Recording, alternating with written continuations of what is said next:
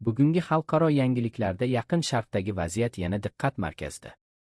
So'nggi xabarlarga ko'ra, Eron va AQSh o'rtasidagi keskinlik yana muhokamalarga sabab bo'lmoqda. Rasmiy manbalar hali barcha tafsilotlarni tasdiqlamagan bo'lsa-da, voqealar global siyosatga sezilarli ta'sir ko'rsatishi mumkin. Ba'zi manbalarda Eron harbiylari tomonidan AQShga tegishli uchish apparati urib tushirilgani haqida xabarlar tarqaldi.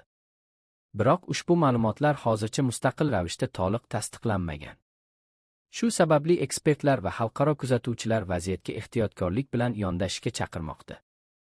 AQSh tomoni va xalqaro hamjamiyat ushbu vaziyatni diqqat bilan kuzatmoqda. Donald Trump ilgari Eron bilan muzokaralar va bosim siyosatini ilgari surgan edi. Hozirgi vaziyatda esa diplomatik yondashuv va keskinlikni kamaytirish muhim ahamiyat kasb etmoqda. Mutaxassislarning ta'kidlashicha, bunday holatlar global xavfsizlik, energetika bozori va xalqaro savdoga ta'sir qilishi mumkin. Ayniqsa, neft narxlarining o'zgarishi va mintaqadagi barqarorlik masalalari dolzarb bo'lib qolmoqda. Shu bois ko'plab davlatlar vaziyatni tinch yo'l bilan hal qilish tarafdori ekanini bildirmoqda. Xulosa qilib aytganda, hozircha mavjud ma'lumotlar to'liq tasdiqlanmagan va vaziyat rivoji rasmiy bayonotlarga bog'liq.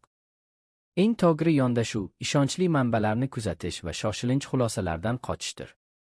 Biz sizlarga faqat tekshirilgan va xolis yangiliklarni yetkazishda davom etamiz.